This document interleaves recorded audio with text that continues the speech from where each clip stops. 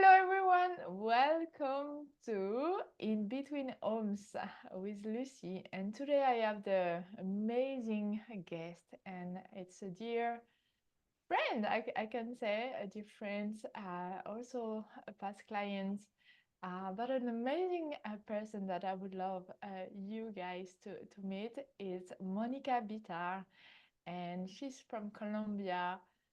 She can speak a little bit of Spanish, of course, and sometimes we do a little bit of Spanish together. And she lives in the US, and she has a lot to share with us.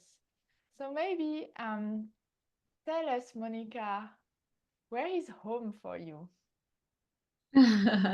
Well, first of all, thank you for inviting me, Lucy. You know how much I appreciate you, I admire you, and I love you. Yes, we are friends, and you are a mentor and a teacher and a wonderful inspiration for me. So I am very happy to be here in your space and with your audience.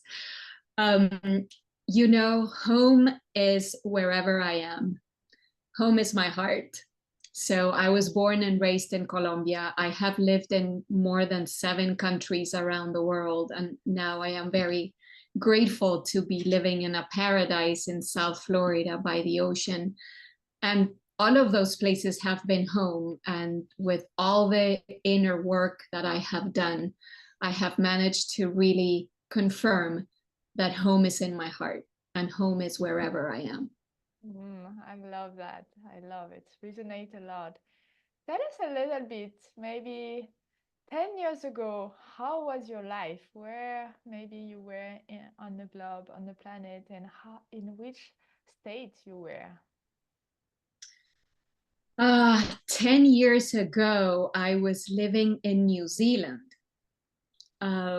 Beautiful country, could be one of the most beautiful places in the world.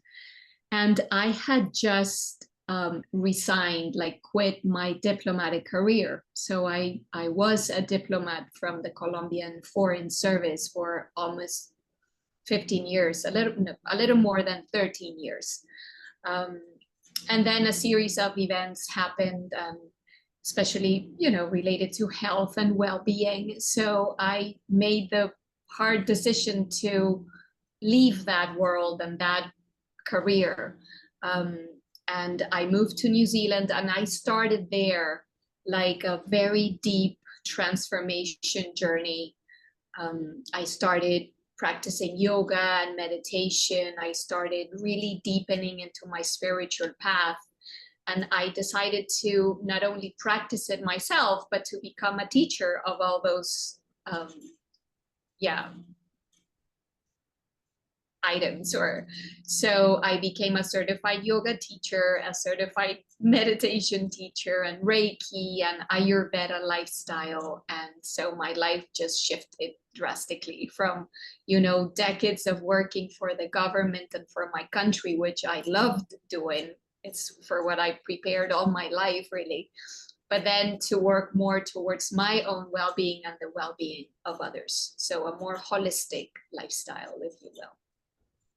And at that time, could you imagine you would be sitting there, here now in America, and being integrating all your learning and tools and supporting others in their journey?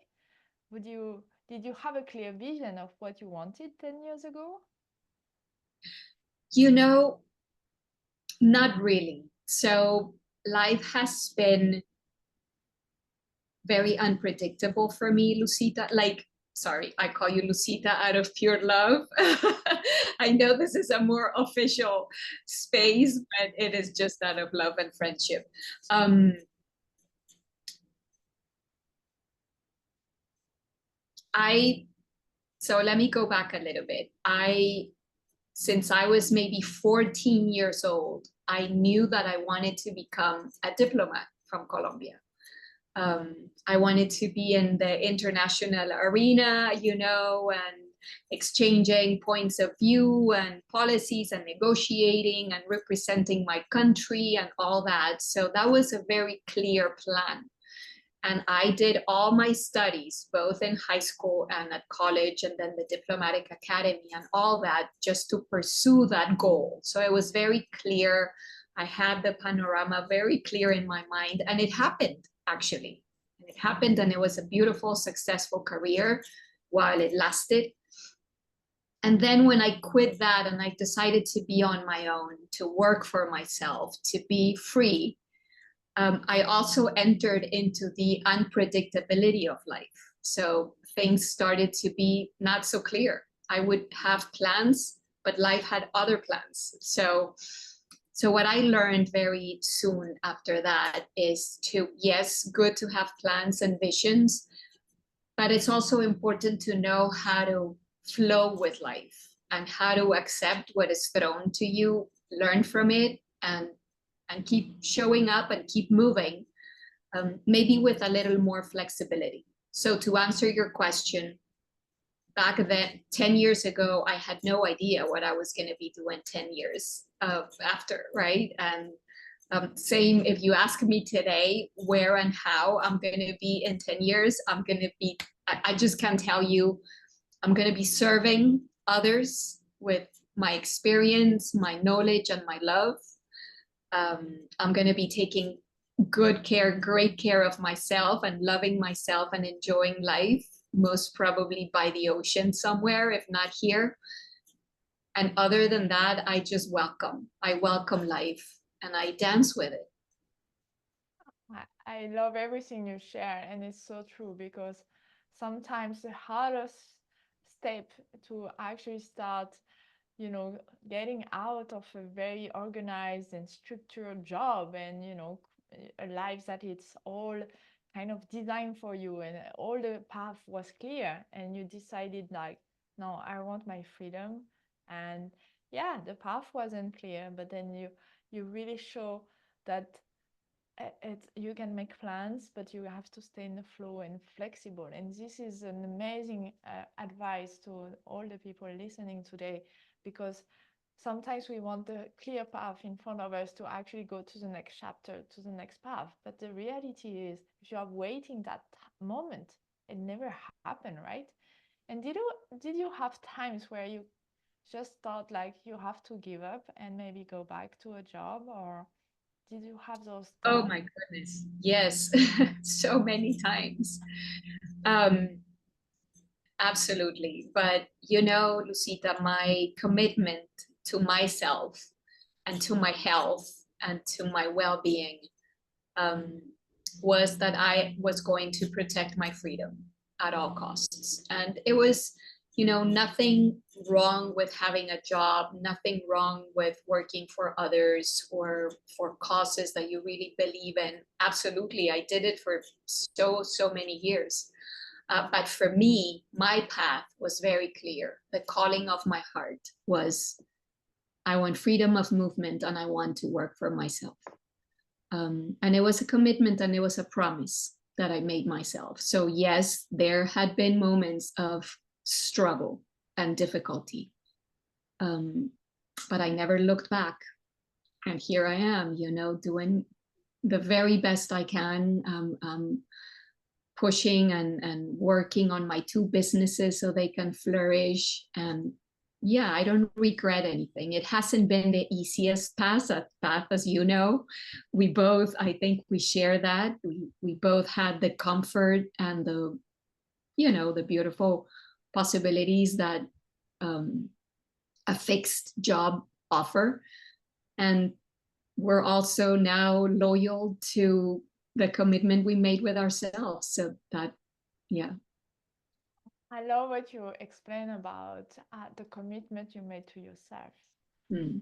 It's much more profound, and for me as well in my journey has been really that commitment to myself to be free and to keep my time freedom. For me, it was really hard when I go back to corporate during COVID, that I need to ask for holidays and I need to show up on a certain time frame and all of that. And choosing yourself and choosing the commitment to you at that moment, I think it's the strongest advice we can make to others to keep the journey on, because There are so many things on the way that may stop you. And both of us are a great example of all of that. But there is this thing that is coming from inside to out. And Mm. so entrepreneurial journey for you is really serving your freedom, or how do you identify yourself into the entrepreneur label, I would say? Um, I think my word is service. I I am moved and inspired by serving others, by giving and by sharing and by circulating the good. And so for my two businesses, one is working for and with Indigenous women, Indigenous crafts women in Colombia, where I am from.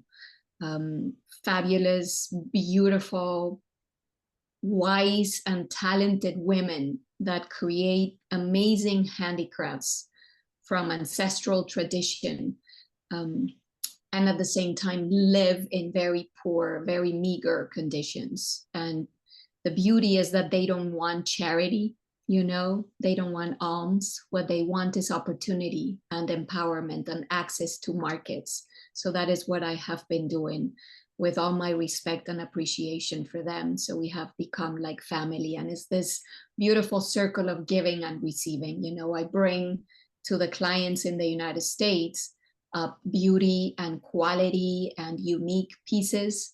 And then in return, I give back and share with the community. So it's, as you see, it's about circulating and about service. Mm. And with my other business, or the other side of my entrepreneurial journey, is my coaching. So I am a certified spiritual life coach. And within the broad world of coaching, I specialize in healthy and intentional dating and conscious love, because that is something that I'm sure all of us in the world want and long for. So also in that is about serving, about teaching, about inspiring and touching lives. Yeah.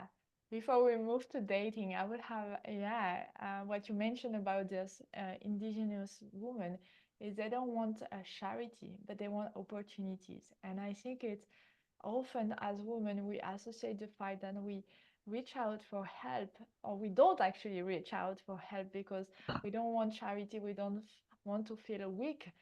But how do you are you able to create more opportunities maybe for you, or maybe an example of what you have been in your journey, when maybe all the doors have been shutting down, and maybe you were like, oh, I'm facing walls and I don't have an options, and then something shift and you creating new opportunities for your life and your business. I'm going to get a little bit spiritual here now that you ask me, because it is such an important part of my life. You know, I lost, I felt abandoned by life and by whatever higher power there is, because I went through a very serious crisis, and I am happy to share this with you if you want. Like 4 years ago, I lost everything, and I was in a very bad condition, health wise and financially and everything. Um, and I felt abandoned. I felt very disconnected. And I felt like, as you say, all doors were shut. Everything was being closed on me. That's how it felt. Um, and I had two options, Lucy. I either succumbed and end it all, lose my life, lose everything, or surrender and ask for help. And that is what I did. So the moment I surrendered and stopped the, being contracted and fighting with life, the moment I relaxed and surrendered to life itself, which for me is the higher power, the universe source, is life itself. The moment I surrender and said, you take over, I am here, I am present, I am willing to go on. but I can't do this alone. And that was the beginning of a series of, you know, helps and opportunities. So for me, and it has been since then, you know, so clear. And that is the first door that I keep knocking every single day. I keep surrendering to life, you know, and I see it as a conscious partnership. And I teach this to my clients a lot. And as we usually say, we want a conscious partnership with somebody, right? With a romantic partner. But for me, the first partnership is with life, with whatever the divine of your understanding, right? Because it is a team. So you do your part. And my part in that moment, and even today, is show up and act with intention and do what I can do the very best I can, right? Do my part.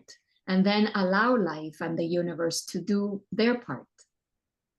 Because many times we think we are in control of everything, and we're really not. We don't control the timings, we don't control the hows and the outcomes, really. So having clarity about what my part is and what I can really surrender to life has opened a lot of doors and a lot of help and opportunities for me. Yeah. Wow, this is so powerful. Yeah, if you are listening and sometimes you feel like no one is with you, you feel abandoned, and I'm sure most of us has been feeling this at some stage in our life. That remember what just Monica has been sharing from her, just her personal life experience, that it didn't, you are not alone. You know, we always have the choices, and this is a very important, and you mentioned it at the beginning. You can just continue to fight and struggle and maybe lose everything in your health and all of that, or choose to surrender to life and giving the power to a higher force. Yes, whatever you believe in, you can receive guidance, you can receive new opportunities and all of that. So I think it's a beautiful, and thank you for sharing openly your Mm-hmm. story, because it really helped others to see that even in the worst moment of your life, you know, some very difficult moment, you can really get out of that and find the light again, and start opening doors slowly, one after the other one. And look at you, 4 years later. I've Mm-hmm. been seeing you for almost 4 years, actually. And I can see both of us has been shifting so much, but I can really see how your life has been improving, and all of that. And of course, it requires some work, some courage, some resilience, but it's really a decision at the first, and it's what you were sharing with us. So let's now dig into more the dating, the conscious dating part of your life, and of course serving others to that, because I believe if everyone is really honest with each other, so with themselves at least, that the only thing that humans being want is to be loved and to receive love and to be in a really loving, caring, and conscious, yes, conscious partnership. I think this term is quite new and trendy now, but I think it's really this is how we can, in the society of today, design a new way of being together. When everything is kind of pulling us apart, I can see so much of, you know, the feminine movement, or you know, the men not even knowing anymore what to do as men with women and all of that. And for me, I'm a truly believer that the solution is by reuniting ourselves, and the masculine and the feminine within ourselves, to be able actually to be with someone as well, and to balance that, or to harmonize, I would say. So what would you love to share about those dating, conscious dating? Maybe any advice you would like to give to the community? Yeah. Yeah. Well, I agree with you that it's one of the biggest desires for in humanity, really. We humans were wired to be in relationship, for connection and for intimacy. Of course, there are people who consciously choose to be alone and to spend their lives alone, and I respect that very much. But generally, we are all wired for connection and intimacy, and it is absolutely normal and beautiful and valid to pursue that and to pursue it in a healthy way.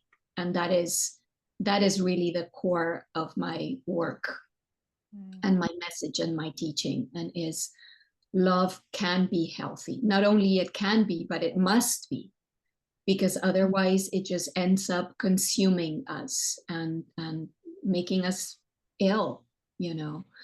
And I know many of us here have experienced the pain of difficult dysfunctional relationships and breakups. And so there is one thing that I want to share with you, Lucita, and with your audience, and is there is no perfect love. There is no perfect partner.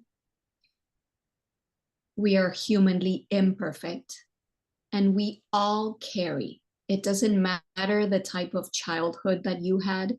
We all carry wounds from very early on in life. Some people worse than others. There are big traumas and very difficult situations lived very early on that, when remained unattended and untreated, if you will, neglected, they're going to keep surfacing, especially in romantic relationships, because it's the most intimate bond. So of course, everything that has been unresolved is going to surface and is going to create trouble. So that is very important for everybody to remember. You can't expect to find somebody 100% healthy, 100% healed from their wounds, or with no baggage. That doesn't exist.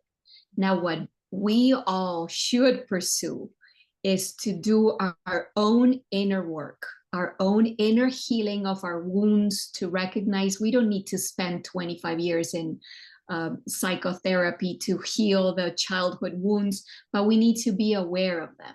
And we need to be aware of the impact that our childhood and our very early circumstances have caused to us, to our lives, to our habits, to our tendencies, to our patterns. Recognize it, work on healing it, and expect somebody to match us who has done some work and is willing to continue the work.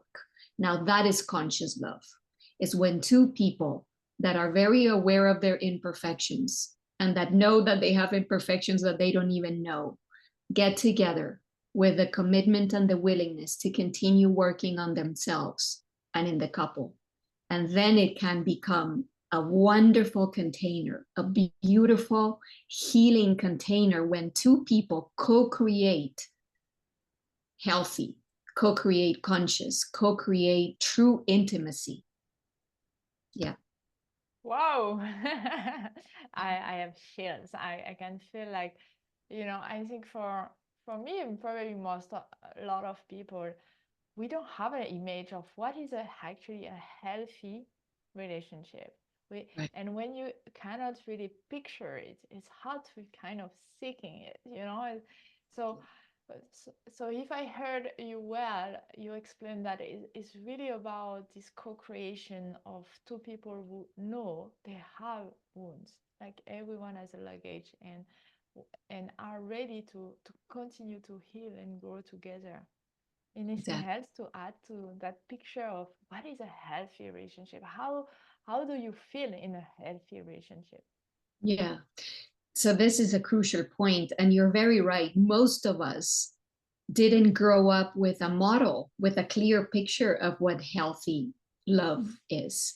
And this is not about blaming the parents, or no, this is generations and centuries, if not millennia back, so we can't blame anybody. But the truth is that most of us grew up not knowing what healthy love is, what a healthy, lasting, supportive, reciprocal relationship is.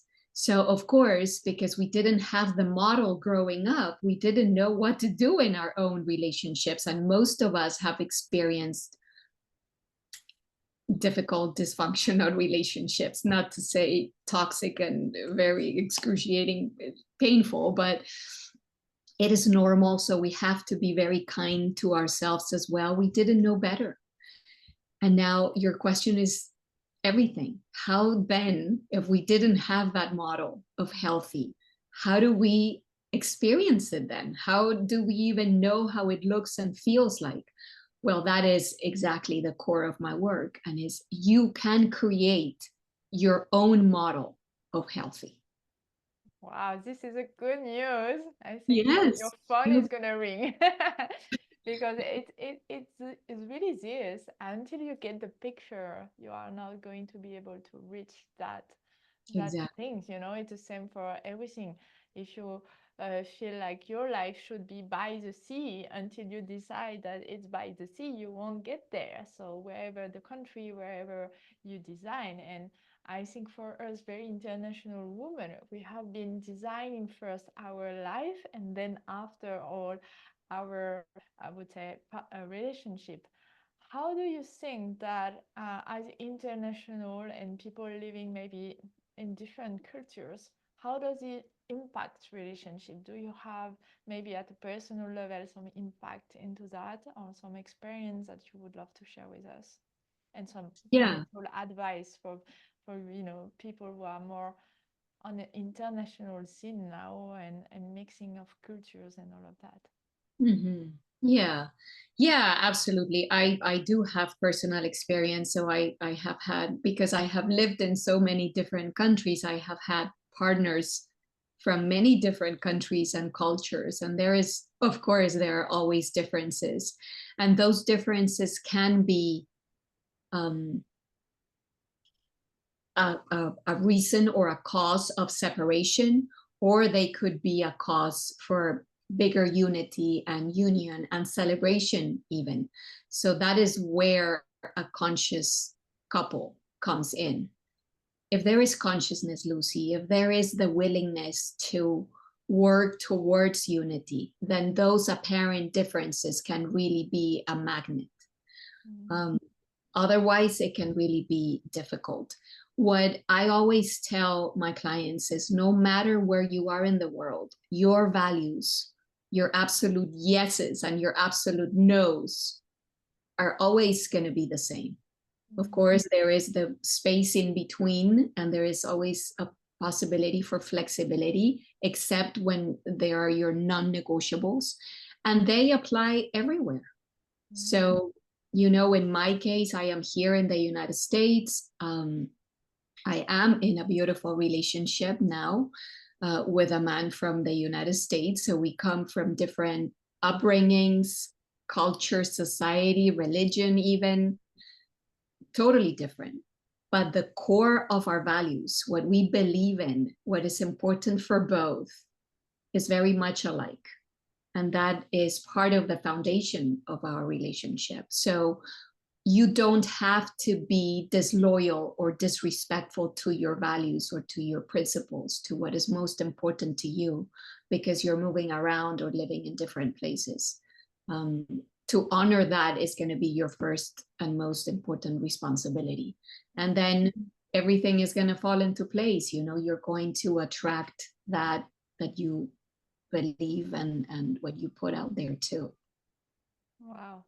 I think this is so important because I personally know friends that have been moving back home in their home country because they were thinking that it's the only way for them, to get into a relationship. And even myself at some stage, I move out of Bali because of that, like other circumstances, but it was kind of an inner belief that anyway, the person is not in Bali, so I need to move somewhere else and all of that.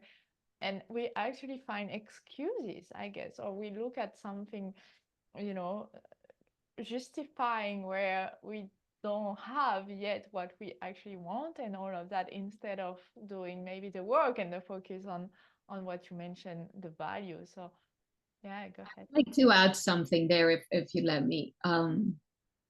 because it is very true. And we are not aware of certain things that we do. And those are actually limiting beliefs and limiting thoughts that are sabotaging the very thing that you want. And I totally relate. I'm not judging anybody because I did it for a long time. So I live in South Florida. You know, I don't know if you know, but Florida is a state in the United States, especially the South, you know, all the Miami area and all that. It's a celebrity place. It's a place where the body's perfection is revered and everybody is, you know, perfect, quote unquote, according to the magazines and that style.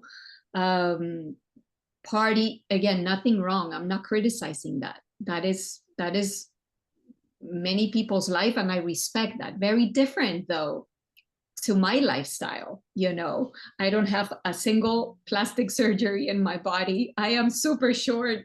You know, I am definitely not your typical Latina, super voluptuous or anything. I am a very spiritual person. I don't go out at night. I don't drink alcohol. I don't smoke. I don't do, you know, I go to bed at 8:30 p.m. I meditate for 2 hours every day. I mean, crazy. And for a lot of time, I said, it's going to be impossible for me to find a spiritual, conscious, high value, evolved man in this jungle, you know? And I was repeating that over and over, and I would say it with friends here, and that very thought was limiting until the moment that I realized what I was doing. And I said, you know what? I just need one. I'm not after 1,000. Maybe there are no 1,000 spiritual evolved men out there in South Florida, but I just need one. And I know my man is out there. The moment that I decided to shift that script, the doors opened. Back to our doors conversation. You see, it's all about vibrational match. If you go to Bali and say, of course, I am totally open that my man is here, then watch the magic happen.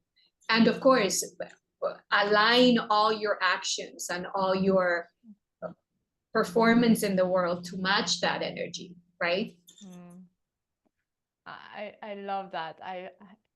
It's really, you know, we create the script, and when the script is not right, we need to be shifting it. But sometimes we are not even aware about it because it's unconscious thought and all of that. So all what we are talking today is really doing this inner work and bringing the unconscious thought to the surface to be able to shift whatever you want. Either, you know, it's to live and get the perfect job abroad that you want, is to change the country or find the man that you were dreaming about. And Right. would you say that sometimes we settle for less, and maybe we think that we can't get better than the last person we met, for example, because he's better than the previous ones, but there is a part of us not 100% sure, and but at the same time, you know, starting over and not knowing if the real person is out there. Do you think people settle for less and just accept and give up, or? Oh, absolutely.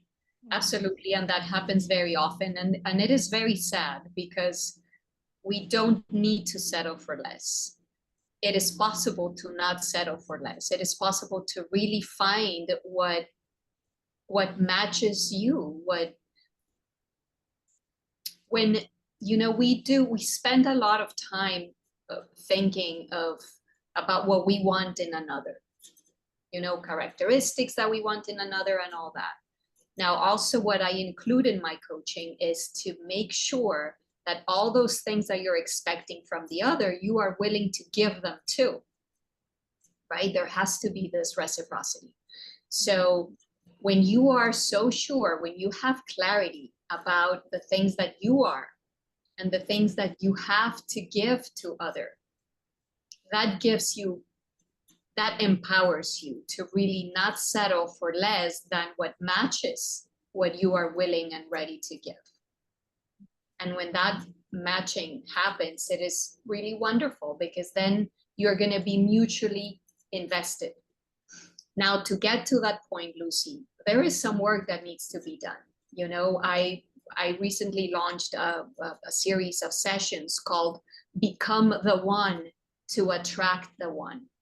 And what that means is you need to become your best partner first. And that is what you and I were talking about, creating your healthy pattern, your healthy vision, your healthy model of love. You create it and you apply it to yourself first. You become your best partner. And then when you are in that energy of loving yourself, accepting yourself, forgiving yourself, taking the best care of yourself possible, then what you are going to welcome and attract and invite into your life is a similar energy. You're not going to settle for less than healthy and for less than nurturing to your soul, because you have experienced it already. So, yeah. Becoming the One. Yes, I think it's a great name for your program, and I really encourage everyone that is a little bit interested in dating and conscious dating and finding the one. And it started by us. I remember a few years ago, after I would say a complicated relationship, that someone told me, yeah, you have to love yourself first. I was like, okay, thank you, but what does it mean? And this question like really stuck with me. I was like, love myself. Of course I love myself. Oh, I think I love myself.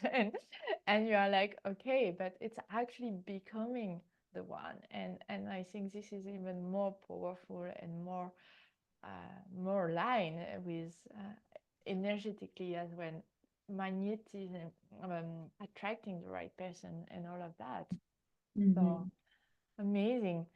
Mhm. Um, so any advice you would love to give on more, the journey of living abroad? Like it's a dream of a lot of people, and sometimes it's difficult. Sometimes it seems like it's impossible. And I know you have been living abroad for a while, and yes, at first it was under, your job, and it probably a lot of details were handled by your company, by the government. What is it to be on your own, living abroad? Any challenges you have been facing in terms maybe administrative and choosing the place and all those things and the journey, I would say, if you would love to share some part. Yeah, of course. You're right. So the beginning of my journey was more because of my work. Um, so so there were many things that were taken care, um, but still was different, right? So there was always the challenge of fitting in a new place. But again, I think the openness and our attitude and our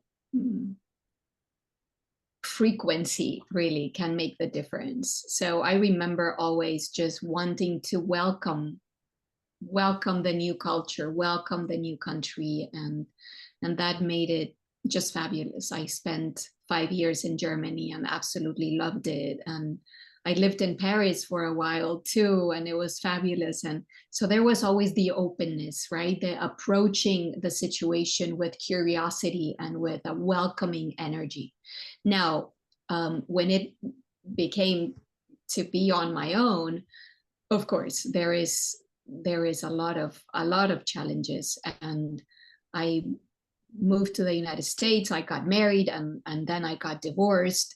So that was the most difficult period, because I had to take care of everything, insurances and taxes, and learn about the system that I didn't know. So my recommendation is do one thing at a time. And again, go back to my spiritual advice here, and is surrender to life and ask for help. It's like, I am sitting here in front of my computer. I have done my research. I know what I need to do. I'm here, open, willing, and ready to do my part. Help me. Yes. And the help arrives, the accountant or the friend of the friend that knows how to do things, or yeah, so asking for help. And then the third thing that I would share or that I would recommend is listen to your heart and honor what is important for you. So for me, let me show you a painting that has been with me for maybe 15 years. Wow. Can you see it? Yes. Mhm. So this was always my dream life, you know, my, in Spanish, casita en la playa, my little home by the ocean, on the beach. And that was my heart's calling, you know. It was like, one day this is my dream, because I know on the beach by the ocean with the sun in a tropical environment is where I feel more me, where I feel more free, where I feel healthier, um, more connected, more in alignment with life, etc. And that is exactly where I am living. I am living 20 steps from the ocean in a beautiful, private, intimate beach with gorgeous nature, with summer temperatures almost all year round. So that was honoring my calling, you know. Mm, Yeah. I love that. And Mm. I guess the last question would be 4 years ago, you almost lost everything. And how did you reshape your relationship with money and your finances? How is Mm. it now? Well, I'm still working on that, but it is a daily um, work. I meditate on abundance every single day. I have affirmations and mantras, and I don't not only repeat them like a parrot, but I incorporate them in my life. You have been a mentor and a source of inspiration. You have been my teacher. You have guided me in the courses and then follow up trainings that I have taken with you. You were very crucial for my financial recovery.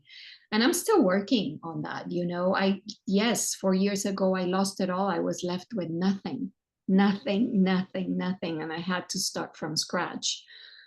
And I've done it all by myself. So I am very proud, and I continue to do it, you know, and I continue to ask for help. And help comes in the most unexpected ways. Opportunities come, you know. And yeah, I think it's about that. It's really about energetics, is the approach, and the attitude towards money, so that it can really flow and welcome it, and have a beautiful relationship. It is another conscious partnership. That is how I see it also, you know. And so yeah, my situation continues, you know, gradually improves. I'm not yet where I want to be, but I'm going in that direction, and I fully trust that I am supported and provided for. So yeah. I love that. Thank you Mm. for sharing. And I will close up this amazing conversation with a rapid five, like just a quick question. You answer in 1 to 3 words, I would say. Okay. And the first one would be, what is the worst advice you have received?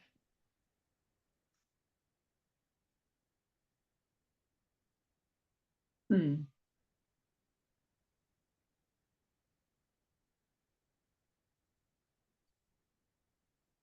Oh God, I'm blocked now. That's okay. We can switch. Let's go to the second one and come Yeah. back So, what is the best advice you have received? to. If you had. Yes, absolutely. A beautiful spiritual teacher that I have in Colombia. She said, jump into the void, jump into the empty space, and you will develop wings. Wow, it's beautiful. I love it. Super Thank you. One thing you would love more for your life right now. um, more financial stability, Great. One thing you would love more for the world outside. love. Love. Yes. And if you had a magic wand, what would you transform? Into What would you transform? So me transform into something or transform Well, you choose. um I would love to fly, to be able to fly. Yeah, I love that. And I guess the last bonus question is, how do you celebrate your victories, your little wins? How do you celebrate life? I dance. I love to Yeah. dance.